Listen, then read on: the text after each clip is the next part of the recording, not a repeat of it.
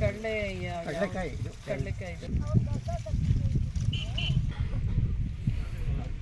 ಗೌರಿಬಿದನೂರು ತಾಲೂಕಿನ ಕಸಬಾ ಹೋಬಳಿ ರಾಮಚಂದ್ರಾಪುರ ಗ್ರಾಮದ ಶ್ರೀ ಶನೇಶ್ವರ ಸ್ವಾಮಿ ದೇವಸ್ಥಾನದ ಆವರಣದಲ್ಲಿ ಕೃಷಿ ಇಲಾಖೆಯ ವತಿಯಿಂದ ತೊಗರಿ ಬೇಳೆ ಕ್ಷೇತ್ರೋತ್ಸವ ಕಾರ್ಯಕ್ರಮವನ್ನು ಚಿಕ್ಕಬಳ್ಳಾಪುರ ಜಂಟಿ ನಿರ್ದೇಶಕರಾದ ಜಾವಿದಾ ನಸೀಮಾ ಖಾನಂ ಗಿಡಕ್ಕೆ ನೀರು ಹಾಕುವುದರ ಮೂಲಕ ಉದ್ಘಾಟಿಸಿದ್ದಾರೆ. ನಂತರ ರೈತರ ಹೊಲಗಳ ವೀಕ್ಷಣೆ ಮಾಡಿ ಮಾತನಾಡಿದ ಅವರು, ರೈತರಿಗೆ ತೊಗರಿ ಬೇಳೆ ಪ್ರಾತ್ಯಕ್ಷಿಕೆಯಿಂದ ಕೊಟ್ಟು ಬೇಸಾಯ ಪದ್ಧತಿ ಅಳವಡಿಸಿಕೊಳ್ಳುವ ಬಗ್ಗೆ ಬಿತ್ತನೆ ಬೀಜದಿಂದ ಹಿಡಿದು ತಾಂತ್ರಿಕ ಮಾಹಿತಿಯನ್ನ ಕೂಡ ಸಲಹೆ ಕೊಟ್ಟಿದ್ದೇವೆ. ಕೃಷಿ ಇಲಾಖೆಯಿಂದ ಹಲವಾರು ಯೋಜನೆಗಳನ್ನು ರೈತರು ಸದುಪಯೋಗ ಪಡಿಸಿಕೊಂಡಿದ್ದಾರೆ. ರೈತರಿಗೆ ಮಣ್ಣು ಪರೀಕ್ಷೆ ಮಾಡಿಸುವ ಬಗ್ಗೆ ಅರಿವು ಮೂಡಿಸಿ ಅದಕ್ಕೆ ಅನುಗುಣವಾಗಿ ರಾಸಾಯನಿಕ ಮತ್ತು ಸಾವಯವ ಗೊಬ್ಬರಗಳನ್ನು ಬಳಸಿ ಸಮಗ್ರ ಬೇಸಾಯ ಪದ್ಧತಿ ಅಳವಡಿಸಿಕೊಳ್ಳುವಂತೆ ತಿಳಿಸಲಾಗಿದೆ. ಕೃಷಿ ಯಂತ್ರೀಕರಣ ಯೋಜನೆ ಅಡಿ ಕೃಷಿ ಉಪಕರಣಗಳು, ಲಘು ನೀರಾವರಿ ಘಟಕಗಳನ್ನು ಸಬ್ಸಿಡಿ ನೀಡಿದ್ದೇವೆ ಎಂದು ತಿಳಿಸಿದ್ದಾರೆ. ವತಿಯಿಂದ ಇದೇ ಲಘು ನೀರಾವರಿ ಘಟಕಗಳಿಗೆ ನಾವು ಸಬ್ಸಿಡಿಯನ್ನು ಕೊಡ್ತಾ ಇದ್ವಿ.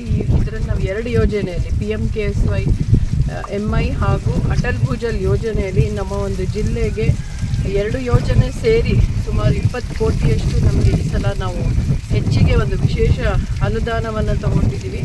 ನಾವೆಲ್ಲ ತಾಲೂಕುಗಳಲ್ಲಿ ಗೌರಿಬಿದನೂರು ಮತ್ತು ಎಲ್ಲ ಉಳಿದ ಚಿಕ್ಕಬಳ್ಳಾಪುರ ತಾಲೂಕಿನಲ್ಲಿ ನಾವು ಇವನ್ ಲಘು ನೀರಾವರಿ ಘಟಕಗಳು, ಸ್ಪ್ರಿಂಕ್ಲರ್ ಮತ್ತು ಡ್ರಿಪ್ ಇರಿಗೇಷನ್ನ ನಾವು ಒಂದು 90% ಸಬ್ಸಿಡಿಯಲ್ಲಿ ಎಲ್ಲ ಅತಿ ಸಣ್ಣ ರೈತರಿಗೆ ಎಲ್ಲರಿಗೂ ಈ ಒಂದು ಸವಲತ್ತನ್ನು ಕೊಡ್ತಾ ಇದ್ವಿ.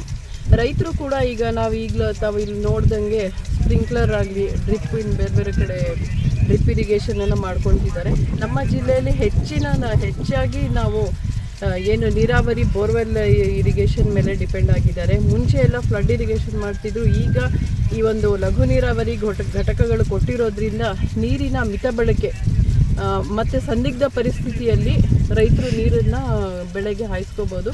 ತಾಲೂಕು ಕೃಷಿ ಇಲಾಖೆ ಸಹಾಯಕ ನಿರ್ದೇಶಕ ಮೋಹನ್ SM ಮಾತನಾಡಿ, ಇಲಾಖೆಯಿಂದ ನೀಡುವ ಗುಣಮಟ್ಟದ ಪರಿಕರಗಳನ್ನು ಈ ಭಾಗದ ರೈತರು ಕೃಷಿ ಚಟುವಟಿಕೆಗಳಲ್ಲಿ ಬಳಸುತ್ತಾರೆ. ಸುಮಾರು 600 ಎಕರೆ ಪ್ರದೇಶದಲ್ಲಿ ಕೃಷಿ ಬೆಳೆಯಿದೆ.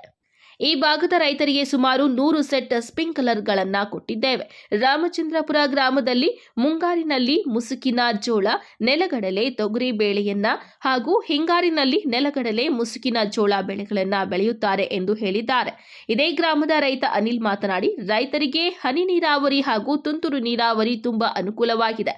ನಾವು 10 ವರ್ಷಗಳಿಂದಲೂ 15 ಎಕರೆ ಪ್ರದೇಶದಲ್ಲಿ ವ್ಯವಸಾಯ ಮಾಡಲು ಬಳಸುತ್ತಿದ್ದೇವೆ. ತುಂತುರು ನೀರಾವರಿ ಘಟಕ ತೊಗರಿ, ಕಡಲೆ, ಮುಸುಕಿನ ಜೋಳ, ರಾಗಿ ಬೆಳೆಗೆ ಬಳಸುತ್ತೇವೆ. ಇದರಿಂದ ಬೆಳೆಗಳಿಗೆ ಕೀಟಬಾಧೆ ಕಡಿಮೆಯಾಗಿ ಹೆಚ್ಚಿನ ಬೆಳೆ ಬೆಳೆಯಲು ಸಾಧ್ಯವಾಗಿದೆ ಹಾಗೂ ಮುಸುಕಿನ ಜೋಳ ಎಕರೆಗೆ 30 ಕ್ವಿಂಟಾಲ್ ಇಳುವರಿ ತೆಗೆಯುತ್ತೇವೆ. ಇದು ನೆಲಗಡಲೆ ಬೆಳೆಗೆ ಸೂಕ್ತವಾಗಿದೆ ಎಂದರು. ನಮ್ಮ ಹೆಸರು ಅನಿಲ್ ಕುಮಾರ್ ಅಂತ, ತಂದೆ ಹೆಸರು ವೈಟಿ ಹನುಮಂತ ರೆಡ್ಡಿ, ರಾಮಚಂದ್ರಪುರ.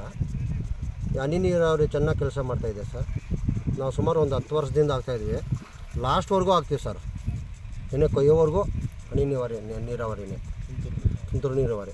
ಎಷ್ಟು ಎಕರೆ ಬೆಳೆ ಇದು ಮಾಡಿದ್ರೆ ಏನು ಅಂತ? ನಾವು ಸುಮಾರು ಒಂದು 15 ಎಕರೆವರೆಗೂ ಇಡ್ತೀವಿ ಸರ್. ಜೋಳ, ತೊಗರಿ ಎಲ್ಲ. ಈ ತುಂತುರು ನೀರಾವರಿ ಘಟಕ ನೀವು ಯಾವ ಬೆಳೆಗೆ ಯೂಸ್ ಮಾಡ್ತೀರಾ?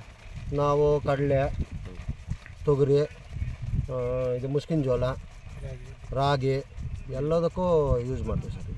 ನಿಮಗೆ ನೀರು ಕಟ್ಟೋದಕ್ಕೂ ಮತ್ತು ಈ ಥರ ಸ್ಪ್ರಿಂಕ್ಲರ್ಸ್ ಹಾಕೋದ್ರಿಂದ ಏನು ನಿಮ್ಗೆ ವ್ಯತ್ಯಾಸ ಅನಿಸುತ್ತೆ ಸರ್? ನೀರು ಕಟ್ಟೋಕ್ಕೆ ಹಗಲಲ್ಲಿ 4 ಗಂಟೆ ಕರೆಂಟು, ರಾತ್ರಿ 3 ಗಂಟೆ ಕಟ್ಟೋಕ್ಕಾಗಲ್ಲ ಸರ್. ನಾವು ಈ ಸ್ಪ್ರಿಂಕ್ಲರ್ ಜಾಸ್ತಿ ಅನುಕೂಲ ಆಗಿದೆ ಸರ್ ನಮಗೆ.